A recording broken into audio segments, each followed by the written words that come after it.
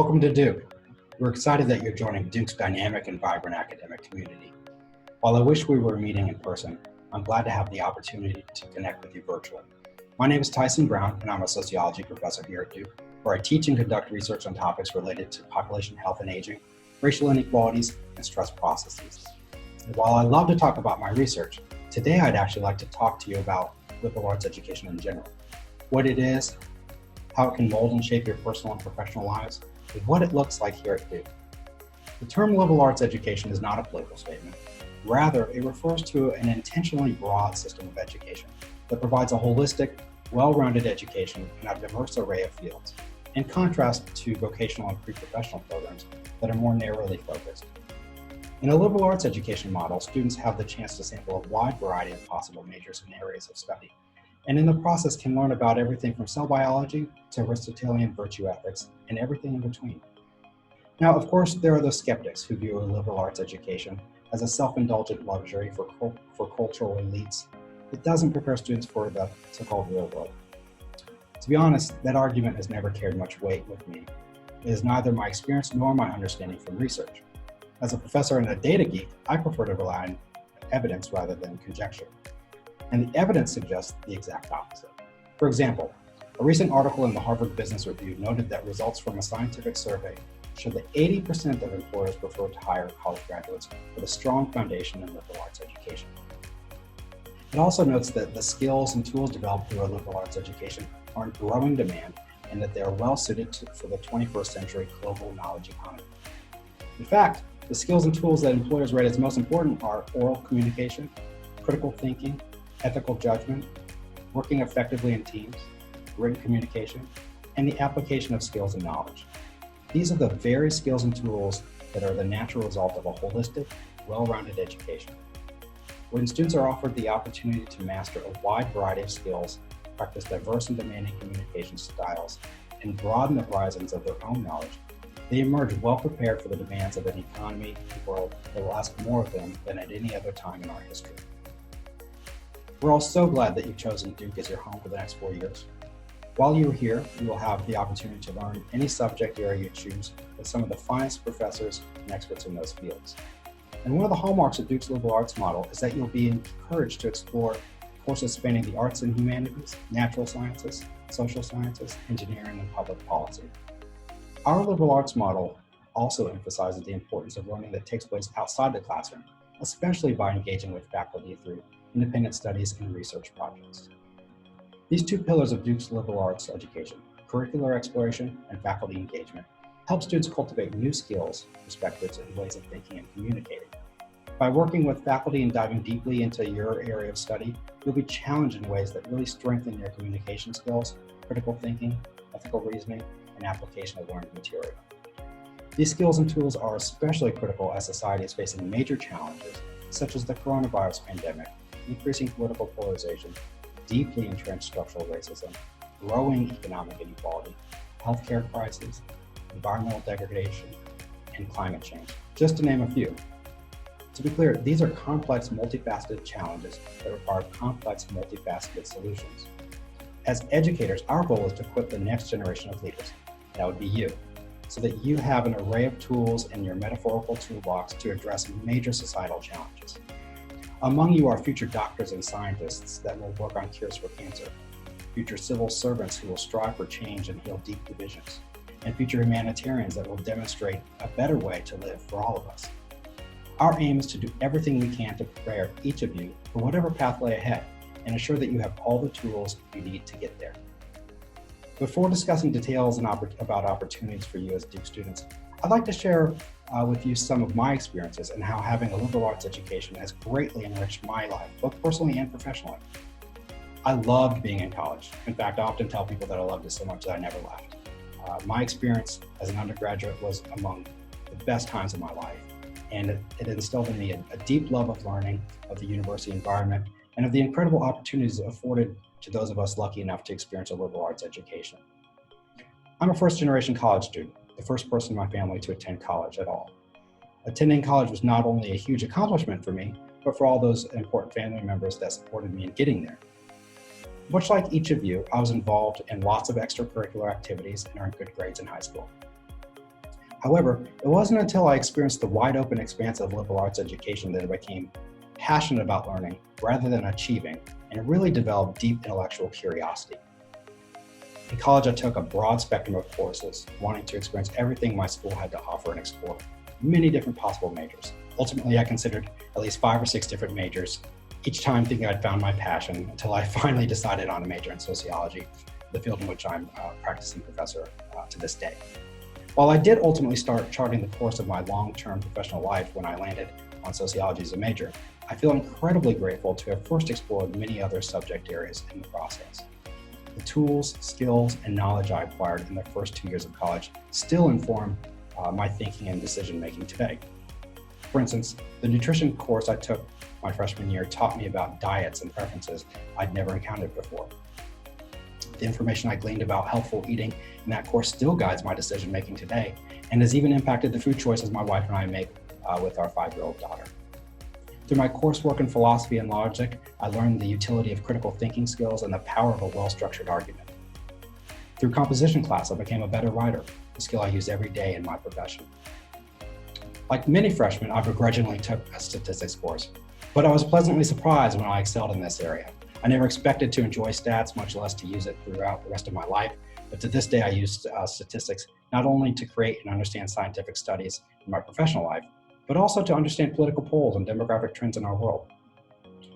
It was through my speech classes that I became a more confident and effective public speaker, a skill that I regularly use when I'm giving talks in my classes here at Duke and at universities and conferences around the world.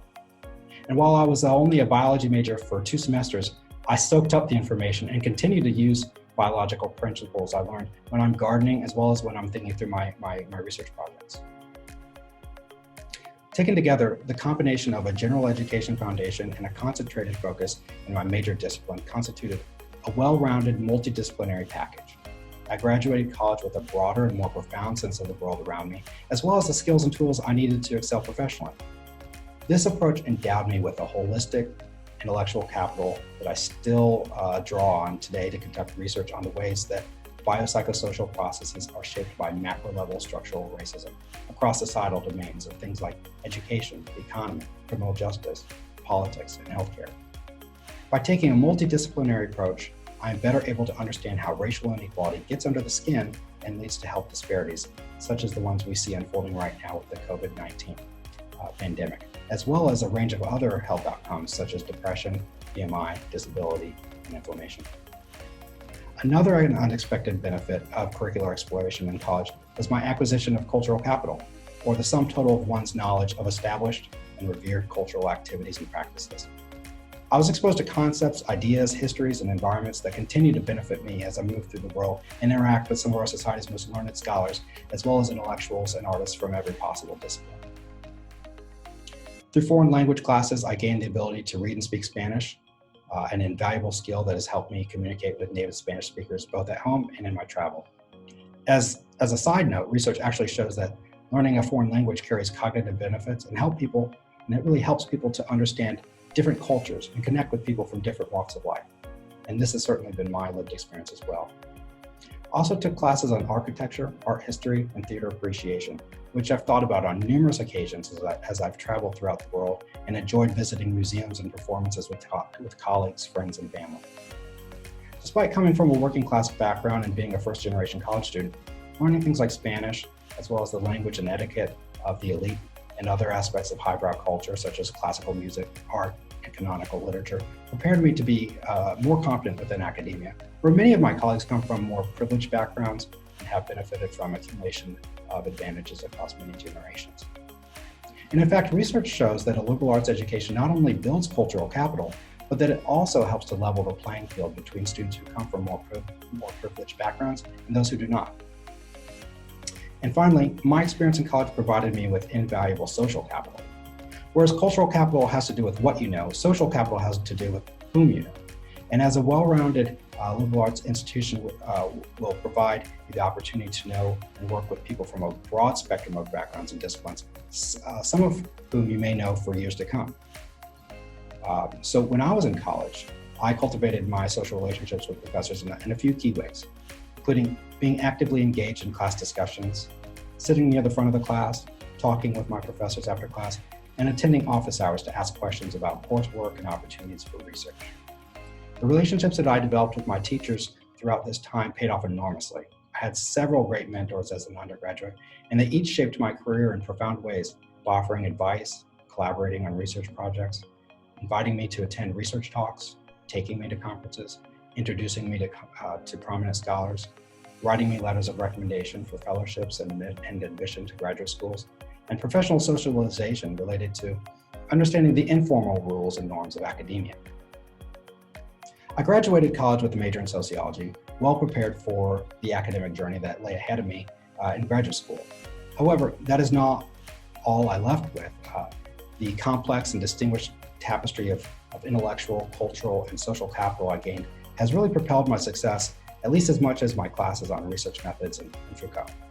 In fact, sociological studies have shown that there are reciprocal relationships between various forms of capital, including educational and cultural capital, as well as social and economic capital, such as beneficial relationships and financial resources. With a liberal arts education, students can draw on their educational backgrounds to achieve a wide range of personal and career goals throughout the rest of their lives. I know I do. So now that we've discussed what a liberal arts education is, as well as its value for your personal and professional life, I'd like to share a little bit about what a liberal arts education looks like here at Duke. As a student at a top 10 university in the country, you have access to the highest quality classes and training in any discipline you choose. You will be asked to take general education requirements during the first 2 years of your university career, and then ultimately you will settle in on a major that speaks to you as the best path for your personal and professional life. Throughout your years at Duke, I would really encourage you to fully explore all that this venerable and unique institution has to offer, especially through the twin pillars of curricular exploration and faculty engagement. These 4 years are the ultimate time for exploration and personal transformation, and I strongly encourage you to embrace that opportunity by taking a wide variety of courses across diverse disciplines. By taking classes spanning arts and humanities, natural sciences, social sciences, engineering, and public policy, you'll experience a well-rounded and interesting education and will broaden your own intellectual and social horizons in ways that will benefit you for years to come. Even if you already know that what major you'd like to choose or what career path most speaks to you, you will still leave Duke with a more holistic, comprehensive experience and resume than if you simply stick to classes in your preferred discipline. Duke's curriculum is intentionally flexible to allow for just such exploration, making it possible for students to tailor their coursework to their own varied interests. To learn more about which classes might interest you, try sampling a wide variety at the beginning of each term. Some students find it useful to sign up for a few extra courses each semester so that they can survey them for a week or so before deciding which ones to drop and which ones to keep. Duke also has an innovative program called Spring Breakthrough, a risk-free opportunity for Duke students to engage in mini courses during spring break. The courses aren't for credit or grades. Instead, they're designed for students to explore intellectual interests in a fun and refreshing way with professors and students you might not otherwise encounter. The second pillar of Duke's particular liberal arts educational approach is faculty engagement. Because so much important learning takes place outside of the classroom, it's helpful to seek the guidance and mentorship of professors who want nothing more than to see you succeed. Relationships with your professors at Duke can lead not only to deeply enriched educational experience, but may even lead to mentorships, internships, and letters of references later on. I'll give you an example of what this can look like. My colleague, Dr. Sarah Gaither, runs a social and developmental psychology lab and has worked with over 200 students in her 4 years at Duke. Her mentees gain hands-on experience running experiments, presenting at conferences, publishing papers, and learning about social and behavioral biases. Through their classes, they gain important theoretical understanding, but it's through their relationship with Dr. Gaither and their experiences working in her lab that they get hands-on training in the field of psychology and learn important psychosocial skills for working in a professional and academic environment. So some of you may be wondering, how exactly can I get to know faculty and get involved in research?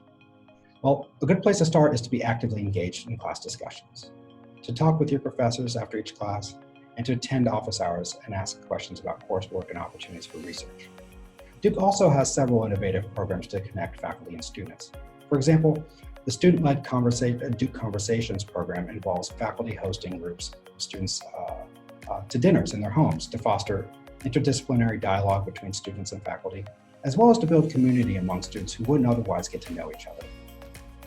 Also, the Flunch program provides funds for students to take professors to lunch on campus. Typically, the student sends an email inviting a professor to lunch, either one-on-one or with a group of other students.